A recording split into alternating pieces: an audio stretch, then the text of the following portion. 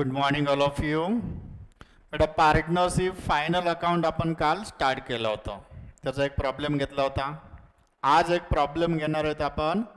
तुमच्या बोर्डाचं जे बुक आहे त्यातलं page number 54, problem number 1, unsolved problem number 1, page number 54, problem number 1. Format draft करा बेटा. Trading account for the year ended, profit and loss account for the year ended 31st March 19, and balance sheet as on 31st March 19. Okay, तर व्यवस्थित format draft करून घ्या बेटा. आज मी inner column सुद्धा केलेला आहे. एक्झाममध्ये जर इनर कॉलम केला तर आपला आन्सर सुटसुटीत दिसतं, टापटीप दिसतं बेटा. प्रेझेंटेशन चांगलं होतं, म्हणून तुम्ही इनर कॉलम बनवायची सुद्धा सवय ठेवा. आता इनर कॉलम एक, आउटर कॉलम एक, अमाऊंटसाठी 2-2 कॉलम्स. ठीक आहे, तर झालं बेटा सगळ्यांचा. फॉर्मॅट झाला नसेल तर व्हिडिओ स्टॉप करा आणि फॉर्मॅट झाल्यावर प्ले करा.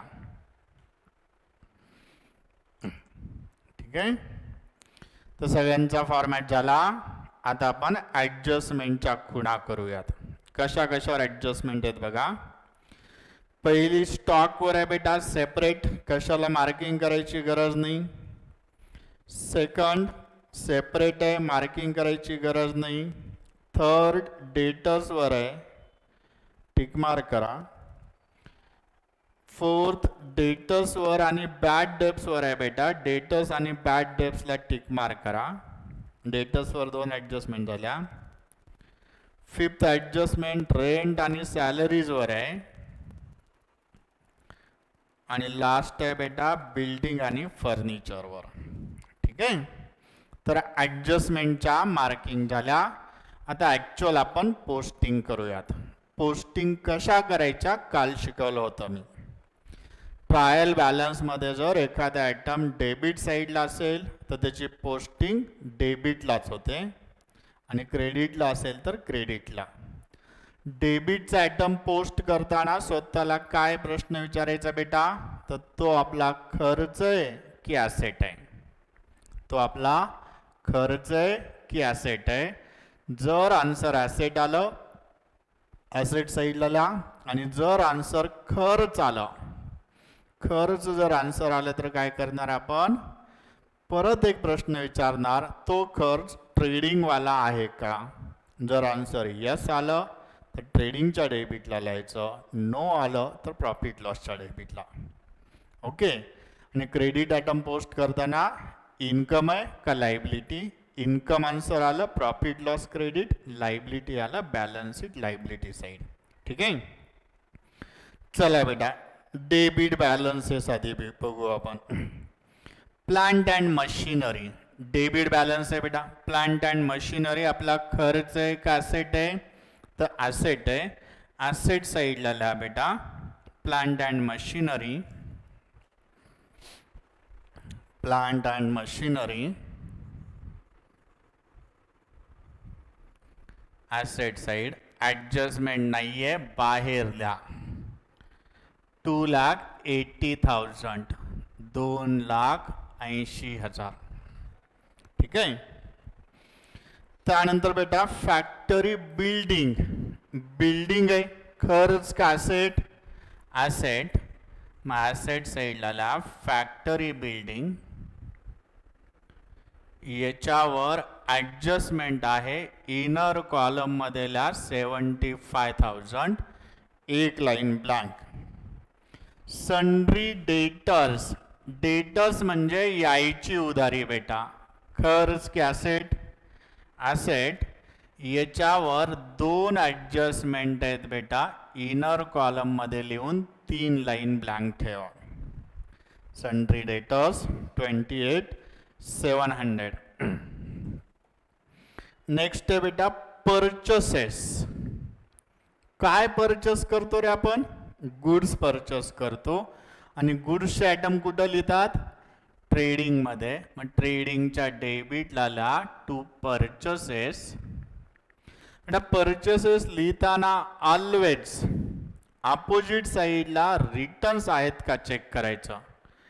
आहेत रिटर्न्स, मग पर्चेसेस इनर कॉलम मधल्या 85,500 85,500. ठीक आहे. त्यानंतर बॅड डेब्ट्स म्हणजे आपली यायची उधारी बुडाली बेटा. उधारी बुडणं आपला लॉस आहे.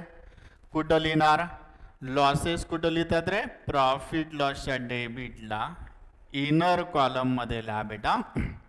याच्यावर नवीन बॅड डेब्ट सुद्धा आहेत ते सुद्धा घ्यायचेत 500 रुपये. याच्या खाली 4 लाईन मोजून ब्लँक सोडा बेटा. 4 लाईन का ते नंतर सांगतो मी. सेल्स रिटर्न्स काय करतो रे आपण सेल्स मधून लेस. त्यासाठी आधी सेल्स लिहायचे का यस. क्रेडिट साईडला सेल्स आहेत आधी ते लिहा बेटा. Trading account credit side bye cells 1,80,000 आणि त्या सेल्स मधनं सेल्स रिटर्न आहे 2,200. लेस करू आपण यातनं. सेल्स रिटर्न 2,200 2,200 1,77,800 बाहेर सेल्स येतील 1,77,800. ओके. 10% गव्हर्नमेंट बॉन्ड्स बेटा. गव्हर्नमेंटचे बॉन्ड्स खरेदी करणं ही आपली इन्व्हेस्टमेंट असते. इन्व्हेस्टमेंट कुठं लिहिणार आपण ॲसेट साईडला. 10% गव्हर्नमेंट बॉन्ड्स बेटा. एखाद्या नावासोबत जर रेट आला असेल तर त्याच्यावर एक हिडन ॲडजस्टमेंट असते म्हणून इनर कॉलम मध्ये लिहायचं. हे कधी परचेस केलेत 1 ऑक्टोबर 18. काय करायचं ते बघू नंतर आपण. 10% गव्हर्नमेंट बॉन्ड्स. इम्पोर्ट ड्यूटी म्हणजे टॅक्सेस. इम्पोर्ट बेटा म्हणजे आपण माल आणतोय का पाठवतोय. आणतोय म्हणजे परचेस केला असेल. इम्पोर्ट ड्यूटी हा परचेसचा खर्च आहे. परचेसचे खर्च ट्रेडिंग मध्ये लिहितो आपण. मग ट्रेडिंगच्या डेबिटला ला टू इम्पोर्ट ड्यूटी 1,800 1,800 रुपये. ओके. लीगल चार्जेसचं मिनिंगच होतं बेटा एक्सपेन्सेस. लीगल म्हणजे कायद्यासाठी काही कायदेशीर गोष्टीसाठी होणारा खर्च. परचेस आणि प्रोडक्शनचं आहे का नाही. कुठं येतील profit loss debit to legal charges 2,000. Motive power लक्षात घ्या बेटा. इंट्रोडक्शनच्या लेक्चरमध्ये मी सांगितलं होतं पॉवर हा शब्द जर आला तर तो ट्रेडिंगवाला खर्च असतो का प्रॉफिट लॉस वाला असतो. तर बेटा पॉवर हा मशिनरी चालवण्यासाठी होणारा खर्च आहे. फॅक्टरी चालवण्यासाठी होणारा खर्च आहे. ट्रेडिंगवाला का प्रॉफिट लॉस. फॅक्टरीमध्ये आपण प्रोडक्शन करतो म्हणून हा खर्च असेल ट्रेडिंगवाला. ट्रेडिंगमधला मोटिव्ह पॉवर 12,000 12,000.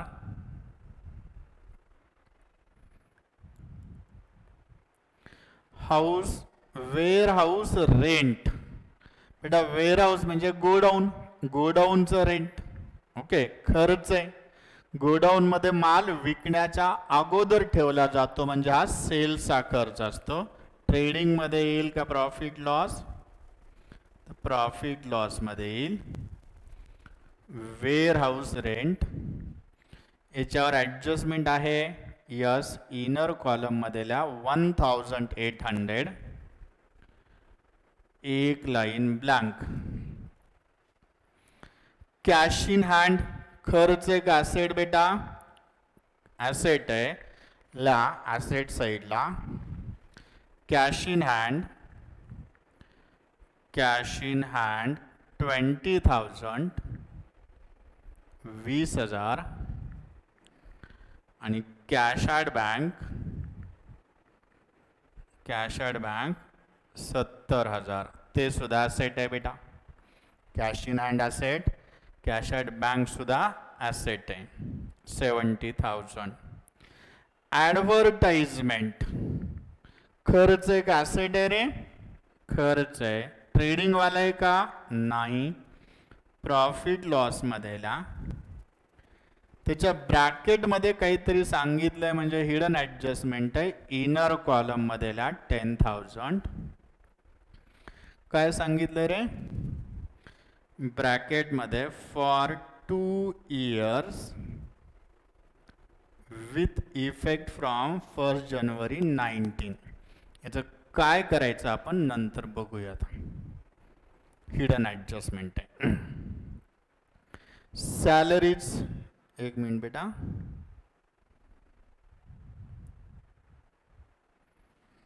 सॅलरीज हा खर्च एक ॲसेट आहे रे, सॅलरीज खर्च आहे. ट्रेडिंग वाला का प्रॉफिट लॉस वाला? ओके प्रॉफिट लॉस वाला बेटा. ल्या प्रॉफिट लॉसच्या डेबिटला सॅलरीज 3,800 टू सॅलरीज. याच्यावर ॲडजस्टमेंट आहे. इनर कॉलम मध्येल्या इनर कॉलम मध्ये 3,800 बेटा. रेंट सेपरेट दिले आणि वेअरहाऊस रेंट सेपरेट दिलंय. आउटस्टँडिंग ओनली रेंट आहे. ह्याचा अर्थ वेअरहाऊस रेंट तुम्ही बाहेर लिहू शकता कारण रेंटवर ॲडजस्टमेंट आहे. रेंट इनर कॉलम मध्ये लिहूयात आपण. ठीक आहे मी रेंटवर लिहितो. इथं शिल्लक जागा आहे माझ्याकडं. रेंट ॲडजस्टमेंट आहे इनर कॉलम 1,500 एक लाइन ब्लैंक, एक लाइन ब्लैंक. Next drawings. ड्राविंग्सचं काय करतो आपण कॅपिटल मधनं लेस करतो. मग कॅपिटल आधी लिहूयात. कॅपिटल कुठं असतं? Liability side. कॅपिटल्स अमित भाई आणि नरेंद्र भाई. अमित भाई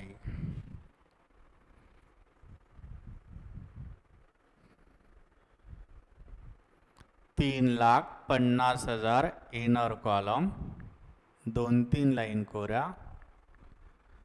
आणि नरेंद्र भाई 3 लाख त्याच्याही 2-3 लाईन कोऱ्या. ड्रॉविंग्स यातना लेस करणार आपण. लेस ड्रॉविंग्स. अमित बाईचे किती आहे रे ड्रॉविंग्स? 2,400 जे 3,47,600.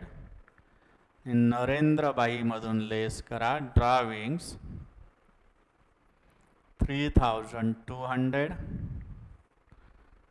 2,96,800 इनर कॉलम 2,96,800. नेक्स्ट है बेटा फर्निचर. खर्च का ॲसेट. तर फर्निचर आपली ॲसेट आहे. ॲसेट साईडला फर्निचर 1,95,800 इनर कॉलम मध्ये. नेक्स्ट आहे बेटा फर्निचरच्या नंतर बिल्स रिसिवेबल. नावावरनच रिसिवेबल म्हणजे येणं असं वाटतंय. येणं म्हणजे ॲसेट. बिल्स रिसिवेबल 20,700 आणि लास्ट आयटम आहे बेटा डेबिटचा फ्रीहोल्ड प्रॉपर्टी. नावातच प्रॉपर्टी शब्द आहे म्हणजे खर्च असेल का ॲसेट असेल, ॲसेट असेल. Freehold property 41,000 41,000. ओके. तर डेबिट साईड पोस्ट करून झाली आपली बेटा. डेबिट साईड पोस्ट करण्यात कुणाला डाऊट आहे का? नाही आहे. क्रेडिट साईड पोस्ट करूयात. क्रेडिट साईड पोस्ट करताना प्रश्न काय विचारायचा? इन्कम की लायबिलिटी. कॅपिटल्स ऑलरेडी लिहिलंय आपण. सेल्स ऑलरेडी लिहिलंय. Bills payable. बिल्स पेएबल बेटा नावावरनच लक्षात येते. पेएबल म्हणजे काय? तर लायबिलिटी. लायबिलिटी साईडला ल्या बिल्स पेएबल. बिल्स पेएबल्स किती आहे बिल्स पेएबल? 8,500 8,500. नेक्स्ट आहे बेटा डिस्काउंट. मला एक सांगा डिस्काउंट क्रेडिट बॅलन्स आहे म्हणजे इन्कम असेल का लायबिलिटी? तर इन्कम असेल. इन्कम साईडला ला डिस्काउंट. डिस्काउंट 1,200 1,200. ठीक आहे. चला बेटा पुढे. क्रेडिटर्स इन्कम की लायबिलिटी? लायबिलिटी. क्रेडिटर्स लायबिलिटी साईडला ल्या 38,500 38,500. नेक्स्ट आहे बेटा आरडीडी. ट्रायल बॅलन्स मध्ये जर आरडीडी आले तर त्याचं काय करायचं आज मी शिकवणार आहे बेटा. तर हा आयटम आत्ताच पोस्ट नका करू, पाठीमागं ठेवा, नंतर आपण पोस्ट करू. बँक लोन लायबिलिटी बेटा. बँक लोन लायबिलिटी आहे. किती आहे? 15,000 15,000. आणि लास्ट आयटम आहे परचेसेस रिटर्न्स. परचेस रिटर्न्स काय करणार आपण रे? परचेसेस मधनं लेस करतो आपण. परचेस रिटर्न 2,000 2,000 बाहेर 83,500 83,500. ओके. तर पोस्टिंग झाल्या बेटा. ट्रायल बॅलन्स मधला फक्त एक आयटम आपण पोस्ट नाही केला, आरडीडी. ते काय असतं, का बरं मागं ठेवलंय मी नंतर सांगणार आहे तुम्हाला. चालेल. तर सगळं ट्रायल बॅलन्स पोस्ट करून झालंय. आता ॲडजस्टमेंट बघूयात बेटा.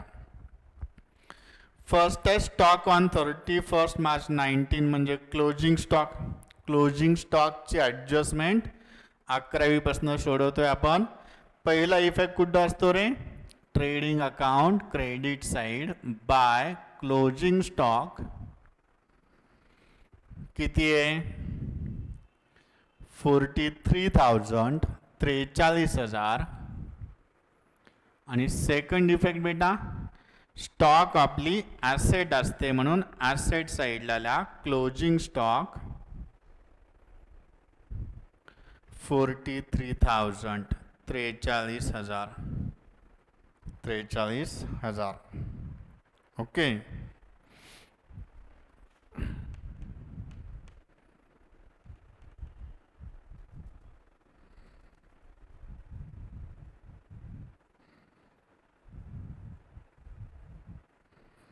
ठीक आहे. चला बेटा पुढे. पहिली ॲडजस्टमेंट झाली. अनइन्शुअर्ड गुड्स वर्थ ₹8,000 वेअर स्टोलन. लक्षात ठेवा बेटा, पहिल्या दिवशी सांगितलंय मी, कुठल्याही ॲडजस्टमेंटमध्ये जर गुड शब्द आला, ॲडजस्टमेंट काही येऊ द्या, जर त्या ॲडजस्टमेंटमध्ये गुड शब्द आला तर त्याचा एक इफेक्ट कंपल्सरी ट्रेडिंगमध्ये करायचा आहे. ट्रेडिंगमध्ये इफेक्ट करताना एवढंच चेक करायचं की त्या ॲडजस्टमेंटमुळं आपल्या बिझनेसमध्ये गुड्स आल्या का गेल्या. बेटा अनइन्शुअर्ड गुड्स स्टोलन झालेत, चोरीला गेलेत, म्हणजे गुड्स आल्या का गेल्या, तर गुड्स गेल्या बेटा. मग गुड्स जाणं गेल्या म्हणजे ट्रेडिंगमध्ये कुठं लिहिणार आपण, क्रेडिटला. गुड्स आल्यावर डेबिट लिहितो, बाय गुड्स स्टोलन. किती रुपयाचे आहेत बेटा,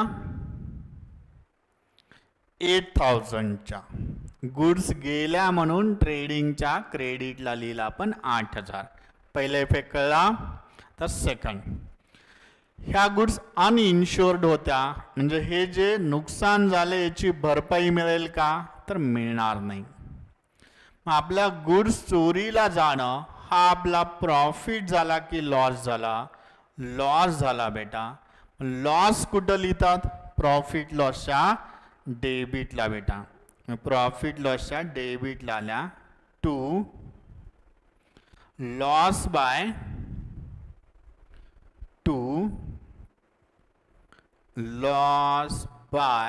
थिफ्ट.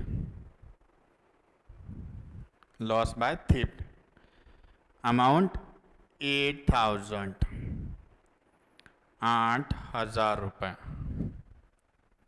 ओके.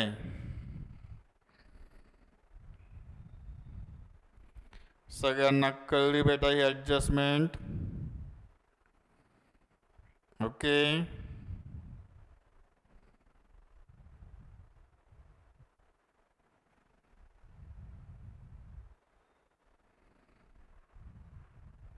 ओके. नेक्स्ट बेटा,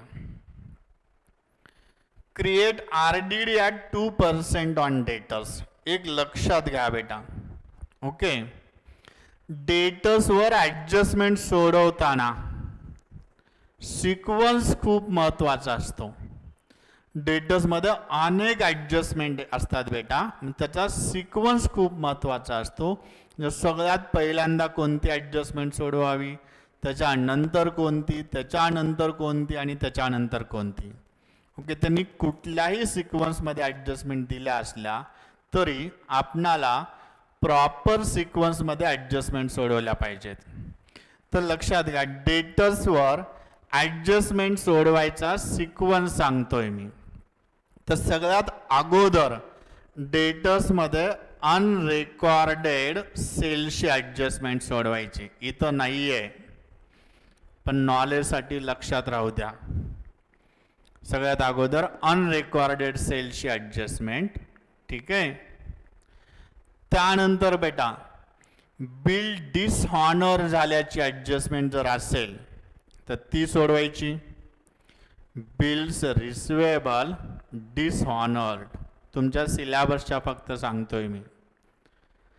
बिल्स रिसिवेबल डिसऑनर हा सिक्वन्स खूप महत्त्वाचा आहे. सगळ्यात अगोदर, त्याच्यानंतर. ओके. त्यानंतर बेटा थर्ड स्टेप असते बॅड डेब्ट्स लेस करायचे. बॅड डेब्ट्स लेस केल्यानंतर RDDची ॲडजस्टमेंट सोडवायची. आणि RDDची ॲडजस्टमेंट सोडवल्यानंतर reserve for discount on debtors. Reserve for discount on debtors. Okay, याचा 4 नंबर, याचा 5 नंबर बेटा. हा सिक्वन्स खूप इम्पॉर्टंट आहे. हा सिक्वन्स अजिबात चुकवायचा नाही. या दोन्हीचा सिक्वन्स खालीवरी झाला तरी चालतो, याच्या पुढचा खूप इम्पॉर्टंट आहे बेटा. हे पहिल्यांदा ह्या 2 आणि त्यानंतर बेटा ह्या 3 ॲडजस्टमेंट सोडवायच्या. ओके, ह्या तीन बॅड डेब्ट्स, RDD आणि रिझर्व्ह फॉर डिस्काउंट. बेटा ह्या प्रॉब्लेममध्ये अनरेकॉर्डेड सेल्स नाही आहेत, म्हणजे ही ॲडजस्टमेंट इथं सोडवायची नाही आहे. बिल डिसऑनर नाही आहे. पण थर्ड ॲडजस्टमेंटमध्ये RDD दिलेत आणि फोर्थ ॲडजस्टमेंटमध्ये बेटा बॅड डेब्ट्स दिलेत. मग आधी थर्ड सोडवायची का फोर्थ सोडवायची? तर अगोदर फोर्थ सोडवावी लागेल तुम्हाला. 4 नंबरची adjustment. Mister Patil our customer become insolvent and could not pay his debt ₹500. आपला एक कस्टमर आहे पाटील नावाचा, तो इन्सॉल्वंट झाला आहे आणि त्याच्याकडनं ₹500 आपले यायचे होते, तो देऊ नाही शकला. ओके, तर ह्याचा अर्थ हे पैसे बुडाले बेटा. Bad debts. बॅड डेब्ट्समुळं डेटर्स म्हणजे आपली यायची उधारी. डेटर्स म्हणजे लोकांकडनं आपली जी उधारी यायची असते त्याला डेटर्स म्हणतात. तर आपली उधारी यायची होती 28,700. त्यातले ₹500 बुडाले बेटा. ₹500 बुडाले. ह्याचा अर्थ आपली यायची उधारी वाढेल की कमी होईल? तर आपली यायची उधारी कमी होईल बेटा. मग डेटर्समध्ये ॲड करणार का लेस? लेस बॅड डेब्ट्स ₹500. 28,200 बॅलन्स राहिले बेटा. सेकंड इफेक्ट, आपले पैसे बुडत आहेत म्हणजे आपला लॉस झाला. प्रॉफिट लॉसच्या डेबिटला जुन्या बॅड डेब्ट्समध्ये ॲड करा बेटा. Further bad debts. Further bad debts ₹500. Okay, total 1000 इनरलाच ठेवा. चौथी ॲडजस्टमेंट सोडवली. आता तिसरी बेटा RDD 2% ऑन डेटर्स आहेत. ओके, 2% ऑन डेटर्स आहेत. ओके, RDD म्हणजे पैसे बुडतायतच बेटा, बुडतील असा डाऊट आहे. ॲड करणार का लेस? लेस RDD 2% किती आहे तर 564. 564 बेटा. 2% काढून बघा रफमध्ये. 564 येईल. 28,200 मायनस 564 27,636. 27,636. 27,636. सेकंड इफेक्ट बेटा RDDचा. तर ह्या बॅड डेब्ट्समध्ये ॲड करायचे. RDD आणि बॅड डेब्ट्स सिमिलर ट्रीट करतो आपण. 564 टोटल 1564 इनरलाच ठेवा बेटा. आता ह्याच नावाचा एक ॲटम आपण ट्रायल बॅलन्समध्ये ठेवलाय. ट्रायल बॅलन्समध्ये ठेवलाय बेटा ह्याच नावाचा ॲटम. ओके, ट्रायल बॅलन्समध्ये RDD ठेवलेत आपण. कोणत्या साईडला आहेत रे? क्रेडिट साईडला आहेत. तर ट्रायल बॅलन्सवाले RDD नवीन बॅड डेब्ट्स आणि RDDच्या टोटलमधनं लेस करायचे असतात बेटा. लेस ओल्ड RDD, त्याला ओल्ड म्हणतात, आता काढले ते न्यू होते. ओल्ड RDD 2700 मायनस करायचे बेटा. जर पॉझिटिव्ह आन्सर आलं, पॉझिटिव्ह आन्सर आलं तर बाहेर लिहायचं. निगेटिव्ह आन्सर आलं तर उलट साईडला लिहायचं. ह्याचं आन्सर येतं निगेटिव्ह. मायनस किती येतं बेटा? -1136. -1136. निगेटिव्ह जर आन्सर आलं तर बाहेर लिहायचा नाही, तर अपोजिट साईडला लिहायचं बेटा. By RDD 1136. हे इम्पॉर्टंट आहे, लक्षात ठेवा. इकडं का आलं तर याचं जे निगेटिव्ह आन्सर आलंय बेटा ते इथं येईल. ओके, जर पॉझिटिव्ह आन्सर आलं असतं तर आपण इथंच बाहेर लिहिलं असतं, निगेटिव्ह आलं तर बाहेर लिहायचं. ओके, चला नेक्स्ट ॲडजस्टमेंट आहे बेटा fifth. Outstanding expenses, rent 800 and salaries 300. Outstanding काही असेल तर त्या पर्टिक्युलर ॲटममध्ये ॲड होतं का लेस रे? ॲड. मग रेंटमध्ये ॲड करा. आउटस्टँडिंग किती? आउटस्टँडिंग रेंट 800, म्हणजे बाहेर रेंट 2300. आणखीन एक आयटम आउटस्टँडिंग आहे सॅलरीज, त्याच्यात ॲड करा आउटस्टँडिंग 300, बाहेर 4100, 4100. सेकंड इफेक्ट बेटा, एक्सपेन्सेस आहेत द्यायचे असतील मग लायबिलिटी साईडला आउटस्टँडिंग रेंट 800 आणि आउटस्टँडिंग सॅलरीज 300, 300 रुपये. 800 आणि 300 रुपये झालं. चला बेटा पुढे last adjustment. Depreciate factory building by 2500 and furniture 1800. Depreciation add करणार का लेस त्या पर्टिक्युलर आयटममध्ये बेटा? डेप्रिशिएशन म्हणजे ॲसेट झिजल्या बेटा, मग ॲड करणार का लेस? लेस. फॅक्टरी बिल्डिंगमधनं 2500, 72,500 आणि फर्निचरमधनं लेस डेप्रिशिएशन. डेप्रिशिएशन फर्निचरवर किती रे? 1800, 1800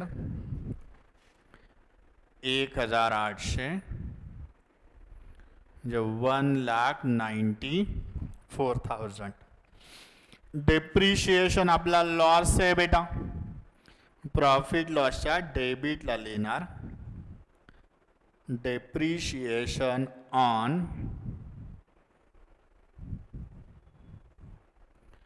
on building 2500 and furniture 1800, total 4300, 4300 रुपये. सांगितलेल्या ॲडजस्टमेंट संपल्या बेटा, सांगितलेले झाल्या. आता हिडन ॲडजस्टमेंट बघूयात. हिडन ॲडजस्टमेंट दोन आहेत आजच्या प्रॉब्लेममध्ये. पण ह्या गव्हर्नमेंट बॉन्ड सोबत एक रेट दिलाय. ह्या गव्हर्नमेंट बॉन्ड सोबत एक रेट दिलाय. हा रेट कशाचा असतो? तर इंटरेस्टचा. म्हणजे ह्या बॉन्डवर आपणाला पर ॲनम 10% इंटरेस्ट मिळणार आहे, 10%. पण हे बॉन्ड परचेस केले तर आपण 1 ऑक्टोबरला, आपलं वर्ष संपत आहे 31 मार्चला. मग ऑक्टोबर टू मार्च वर्ष भरतं का? नाही.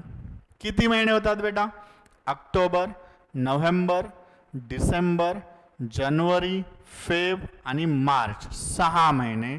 मग ह्याच्यावर 6 महिन्याचं इंटरेस्ट 40,000वर 10% वर्षभराचं आलं असतं 4,000, 4,000. ओके, त्याच्यावर 6 महिन्याचं किती येईल बेटा? 2,000. इंटरेस्टमुळं बॉन्ड्स वाढतील का कमी होतील? वाढतील. त्याच्यामध्ये ॲड करा इंटरेस्ट 2,000, बाहेर 42,000. ओके, सेकंड इफेक्ट बेटा, गव्हर्नमेंट बॉन्ड्स आपली ॲसेट आहे आणि ह्या ॲडजस्टमेंटमुळं ॲसेट वाढले. ॲसेट्स वाढणं आपला प्रॉफिट का लॉस? प्रॉफिट. म्हणून प्रॉफिट लॉसच्या क्रेडिट लाला by interest on government bonds.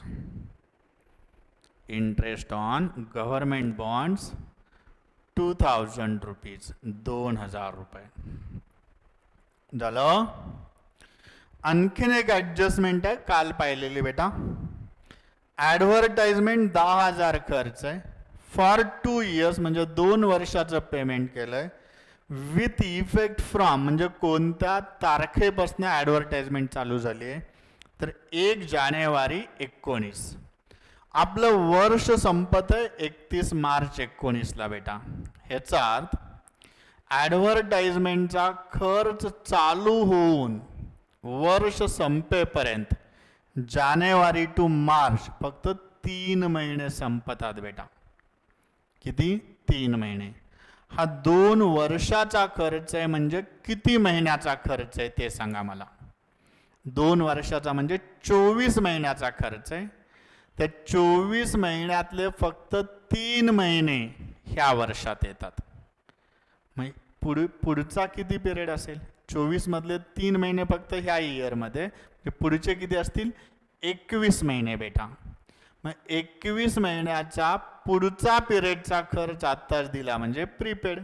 Working नोटला बेटा, prepaid advertisement,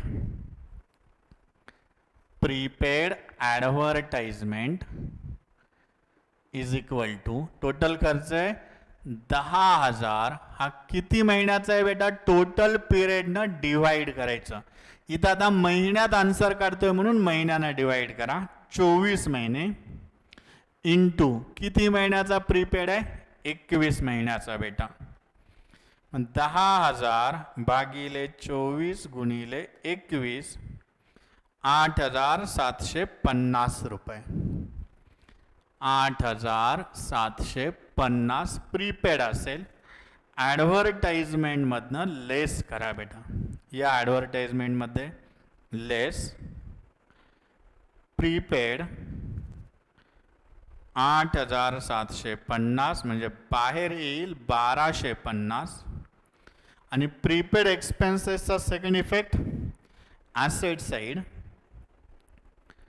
prepaid advertisement 8,750. Prepaid advertisement 8,750 बेटा. संपलं सगळ्यांचं. हिडन ॲडजस्टमेंट सुद्धा कळल्या बेटा. मग आपण आता क्लोज करूयात. ट्रेडिंगची कोणती टोटल मोठी येते? क्रेडिट 2,28,800. 2,28,800. 2,28,800. बॅलन्सिंग फिगर बेटा, बॅलन्सिंग फिगर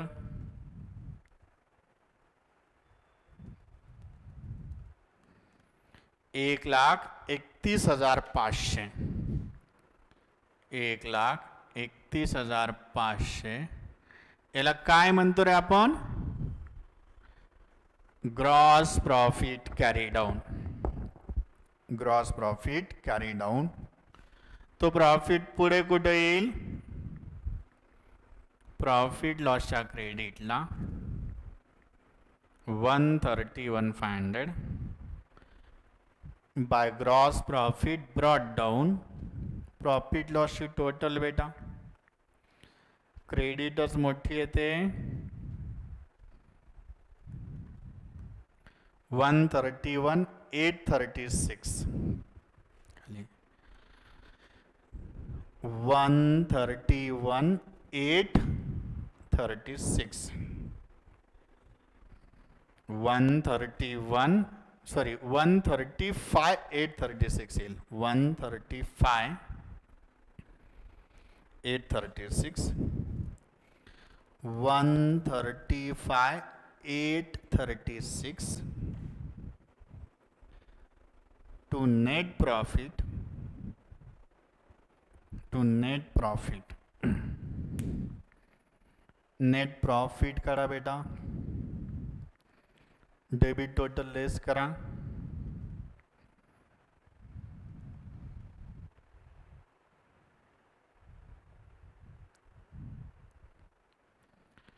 बेटा ते लॉस बाय थिफ्ट चुकून आपण इनर कॉलम मध्ये लिहिले, बाहेर लिहा 8,000.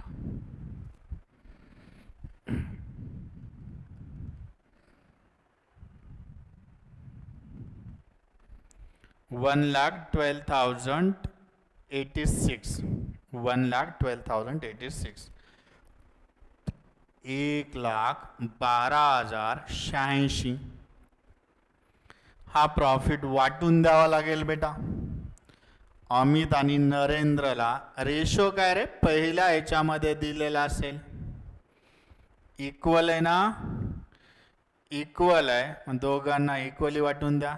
56,043. 56,043. 56,043. 5643. ओके. कॅपिटल मध्ये ऍड होईल का लेस रे. Add net profit 56,043. इथं सुद्धा ऍड नेट प्रॉफिट 56,043. 630 4,03,643 आणि इकडं 43 8 2 5 352 843. करेक्ट आहे. बॅलन्स शीटची टोटल करा बेटा.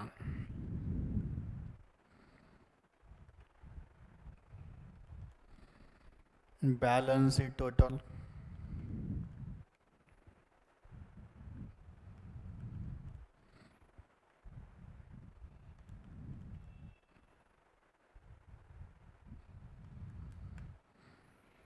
$8,19,586. 8,19,586. 8,19,586.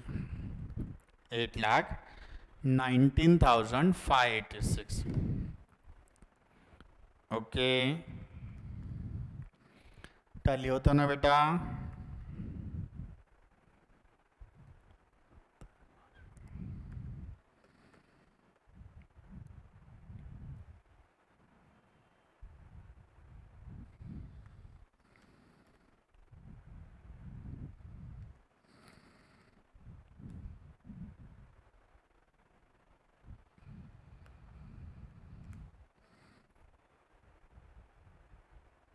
ओके टॅली होतं.